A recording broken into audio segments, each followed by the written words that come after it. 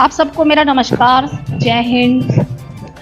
मेरा BJP party को join करने का जो खास मकसद रहा, मैं आज आप सब लोगों के बीच आने का जो मेरा खास मकसद है वो ये है कि बीजेपी पार्टी ज्वाइन करने का जो मेरा खास मकसद रहा वो कहीं ना कहीं महिलाओं को लेकर रहा। महिलाओं के साथ जो गलत हो रहा था, जो बेटियों के साथ गलत हो रहा था, हो रहा है अभी भी। इतने कानून लागू होने के बाद भी अभी बेटियां सुरक्षित नहीं हैं।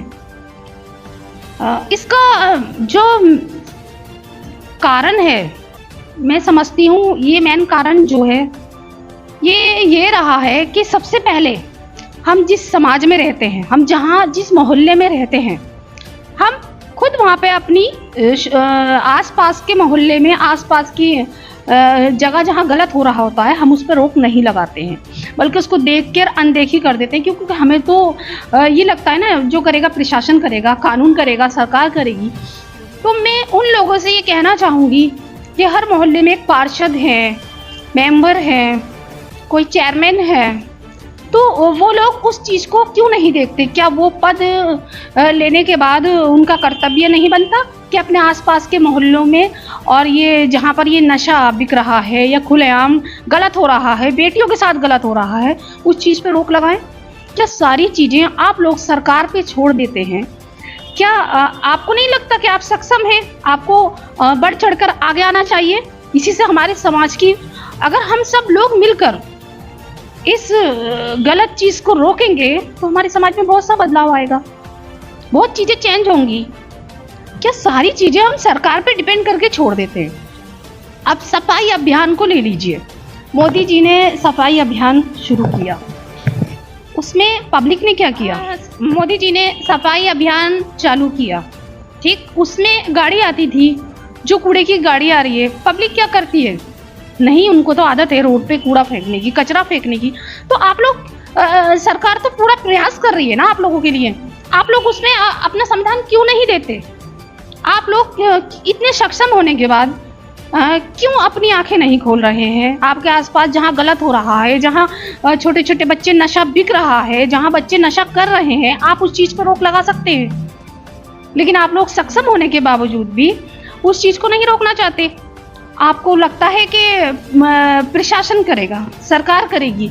सरकार के लिए आप लोग हमेशा विरोध उठाते हैं।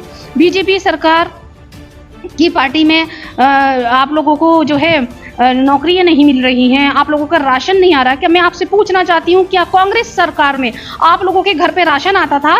क्या आप लोग काम नहीं करते थे, या आप लोग सक्षम नहीं थे, या एजुकेशन नहीं आप अपने बच्चों को देते थे?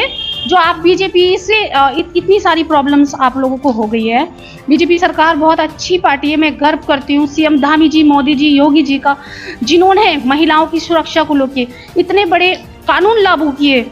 और उन्होंने हमारे उत्तराखंड को लेके, जो भारतीय जनता पार्टी ने उत्तराखंड में जितना बदलाव लाए हैं सड़कों को लेके, और जगह जगह जो घटनाएं हो रही थी, रोड टूटी हुई थी, उन सब चीज़ों पे सीएम धामी जी बराबर हल्द्वानी आते हैं और वहाँ आकर जगह जगह उत्तराखंड में अपना योगदान देते हैं। ऐसी सरकार पे हम गर्व करते हैं, और हमें इस चीज़ पे भी गर्व है कि हम बीजेपी पार्टी के कार्यकर्ता हैं। और हम हमेशा यही चाहेंगे, जितनी मुस्लिम समाज की महिलाएं हैं जागरूक हों, आगे बढ़ें और अपने लिए आवाज़ उठाएं। मेरा जो संविधान रहा बीजेपी पार्टी ज्वाइन करने का, यही रहा कि मुस्लिम महिलाओं को जागरूक करना, उनको उनका मान सम्मान दिलाना, उनको उन्हें उनके अधिकार के बारे में बताना कि आप लोग सक्षम हैं। आप लोगों को किसी से डरने की या किसी से जुल्म सहने की अब ज़रूरत नहीं है, क्योंकि अब पार्टी बीजेपी सरकार हमारे योगी जी, धामी जी, मोदी जी हैं। और मैं उनका दिल से, बहुत तहे दिल से मान और सम्मान करती हूँ, और मैं गर्व करती हूँ। जय हिंद, जय भारत। वैसे तो हमारी जो उषा मैम रही हैं, अब तक बीजेपी में उनका बहुत अच्छा कार्यकाल रहा है। और आने वाले, अगर राम मनोत्रा जी भी इस टिकट के लिए अगर आगे आते हैं, तो मैं चाहूँगी कि राम मनोत्रा जी को भी ये टिकट मिले, क्योंकि वो बीजेपी के बीजेपी कार्यकर्ताओं के लिए हर वक्त अपना समाधान देते हैं। और योगदान देते हैं और बीजेपी के लिए हर वक्त अलर्ट रहते हैं। और कोई भी बीजेपी की कोई मीटिंग या कोई भी प्रॉब्लम्स होती है तो वो हमेशा उस चीज़ को आगे आके समर्थन करते हैं। मेरा जो उद्देश्य है वो आज तक हमारे भारतीय जनता पार्टी जैसी ना कोई पार्टी है और ना कोई आएगी। बीजेपी पार्टी एक ऐसी पार्टी है जिसने महिलाओं को मान सम्मान ही नहीं बल्कि देश का भी बहुत सारा उद्धार किया है।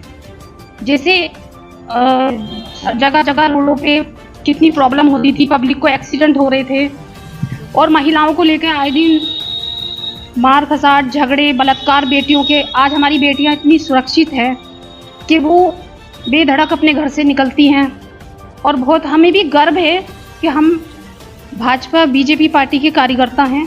और हम चाहेंगे कि जो भी हमारी मुस्लिम समाज की महिलाएं हैं, ख़ास तौर पे जिनके लिए हमारे प्रधानमंत्री धामी जी ने, मुख्यमंत्री धामी जी ने कानून लागू किए 3 तलाक को लेकर और हलाले को लेकर, उन्होंने इतनी बारीकी से सोचा महिलाओं के लिए उनके मान सम्मान के लिए। मैं बहुत मान और सम्मान करती हूँ अपने सीएम धामी जी का, योगी जी का, मोदी जी का, जो पूरे उत्तराखंड को उन्होंने इस तरीके से बदलाव ला दिया है। और हमारे उत्तराखंड में जो इतनी चेंजिंग आई है, जो पढ़ाई को लेके, बच्चों के एजुकेशन को लेके, जो कॉलेज और स्कूलों की जो इतनी सारी सुविधाएं लागू की हैं और जितने सारे कानून लागू किए हैं, वो सारी चीज़ें बीजेपी पार्टी के सिवा कोई पार्टी कर ही नहीं सकती। और मैं उन लोगों से कहना चाहूँगी जो हमेशा सरकार को लेकर बैठे हुए हैं कि नौकरी सरकार की, कांग्रेस सरकार होती तो नौकरी आती है, कांग्रेस सरकार होती तो सिलेंडर सस्ता होता है। तो आप लोग खुद सक्षम हैं, आप लोग अपने बच्चों को एजुकेशन दीजिए। पढ़ाई पे आप खुद तो एजुकेशन लेते नहीं, ना अपने बच्चों को एजुकेशन देते हैं, सिर्फ सारी चीज़ें आप सरकार पर डिपेंड कर देते हैं। क्या आप ये बताइए, आपको सक्षम होने के लिए सरकार की ज़रूरत है? आपके घर और आपके जो समाज में गलत हो रहा है, आप उसको नहीं रोक सकते? आप उसके लिए आवाज़ क्यों नहीं उठाते? आप भी सक्षम हैं। आपके मोहल्ले पड़ोस में अगर कुछ गलत हो रहा है, आप चौकी और थाने जाएं और उसका विरोध करें। प्रशासन, हमारी चौकी थाने, जो हमारे अधिकारी हैं, वो किस लिए हैं? इसीलिए है ना। लेकिन आप लोगों को तो सारी चीज़ें सरकार पर डिपेंड कर देनी है। सरकार को आप लोग हमेशा बहाने ढूंढते हैं कि बीजेपी सरकार। आप लोगों को सच्चाई तो ये है कि जब से हमारी बीजेपी सरकार आई है, तब से अब तक मैं समझती हूँ जितना उत्तराखंड में बदलाव आया है, ना ही कभी आया था और ना ही कभी आएगा। और मैं तो हमेशा यही चाहूँगी कि हमारी सरकार बीजेपी हमेशा रहे। और जिस तरीके से आज बेटियां सुरक्षित हैं, और कुछ लोग हैं जो इस चीज़ को लेकर कह रहे हैं, जिनके मैंने अभी कुछ ही हाल ही में अभी मैंने इंटरव्यू देखा था कि पार्टी को लेकर जो बोला है सीएम धामी जी को कि उन्होंने क्या किया, शायद उन्हें दिखता नहीं कि उन्होंने क्या नहीं किया। मैं समझती हूँ उत्तराखंड के लिए उन्होंने इतना कुछ किया है कि शायद आज तक किसी पार्टी ने नहीं किया। और मैं बहुत बहुत मान और सम्मान करती हूँ सीएम धामी जी का, और उनके ये सारे जितने भी कानून लागू किए उन्होंने बेटियों को लेके, महिलाओं को लेके, जिनके साथ एक निकाह के नाम पर शोषण होता था। ये शोषण ही हुआ कि उसकी आपकी मर्जी है तो आप दूसरी शादी करके लाते हो, और आपने उस महिला के मन पे क्या बीतती है, क्या उसका मान सम्मान पे ठेस पहुंचती है, आप लोग इसका जरा भी ख्याल नहीं करते। हमारे मुस्लिम समाज में सबसे ज़्यादा शोषण महिलाओं का निकाह और विवाह के रूप में ही होता है। बहुत अच्छा कानून लागू किया, आने वाली पीढ़ी, बेटियां सुरक्षित रहेंगी। उनको सिर्फ और सिर्फ अपना एक ही समर्पण रहेगा उनका कि हम एजुकेशन लें, पढ़ाई करें, आगे बढ़ें।